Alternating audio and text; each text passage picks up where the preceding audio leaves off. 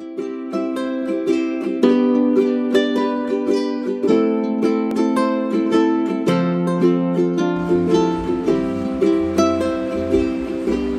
is it hammer time?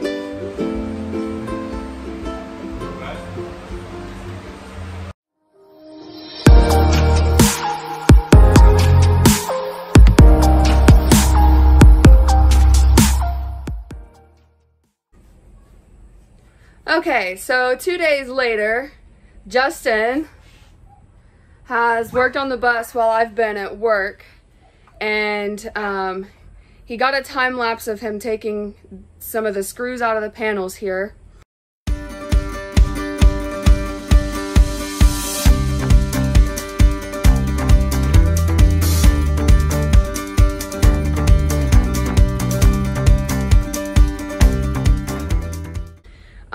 And this is as far as he's gotten today. You can see that there is like insulation in there, but it doesn't look like insulation. It kind of just looks like foam padding that you would make a chair with or something. And the skylight up here actually ended up breaking. This part right here broke. So obviously we were planning on replacing that anyway. There's a cover that goes over the wires that he was able to get off today. He got about that far on this side, and then, did you do that side? Yeah, about that far, about halfway down the bus.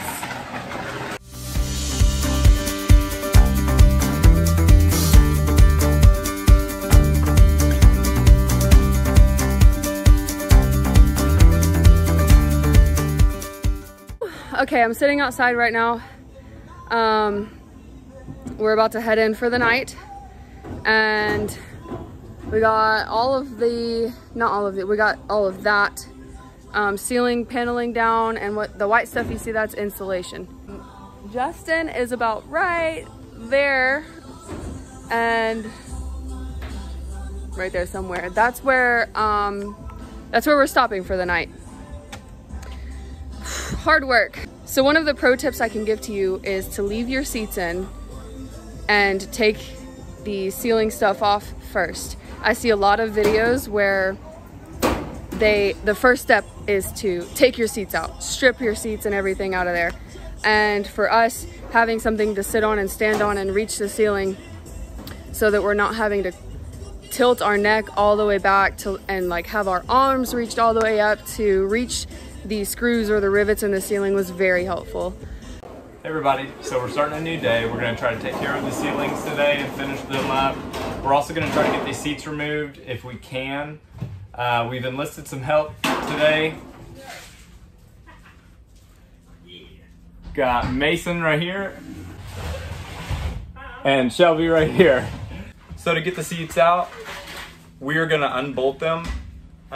They are loose bolts, so it'll be a nut and a bolt that go down underneath the bus from the bottom of these. They're freely spinning, so they're not threaded into the actual bus itself. So you have to have one bolt held on the top, and you have to have somebody down below with a wrench or or something else to keep it from spinning.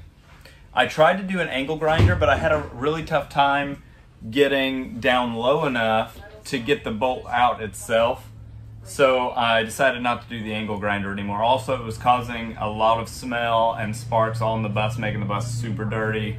And we just don't want any more of that than we have to clean up. I've also decided to start angle grinding some of these stripped bolts out.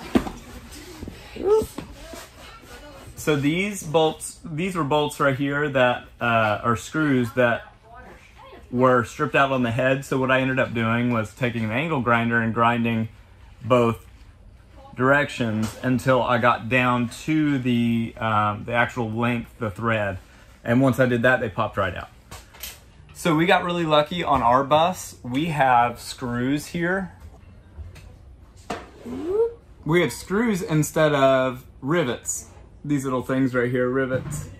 So if you're looking for a bus, I would highly recommend you do the screws because they have saved so much time compared to the rivets that we've had to take off. I'd say a screw maybe takes 2 seconds to pull out, but a rivet takes a lot of time and effort to get out, and I'd say maybe about 2 minutes per rivet. So it's a huge difference to get screws. I would almost say pick your bus off of that. Not entirely, of course, but one more thing about the rivets. So the rivets are, I'll show you one. So the rivets have a round head with a center dot, and in that center is a pin. So to get that rivet out, you've got to take a punch and punch in that center pin. You have to punch in that center pin, and then you have to take a chisel or a screwdriver and pound off the head of the rivet.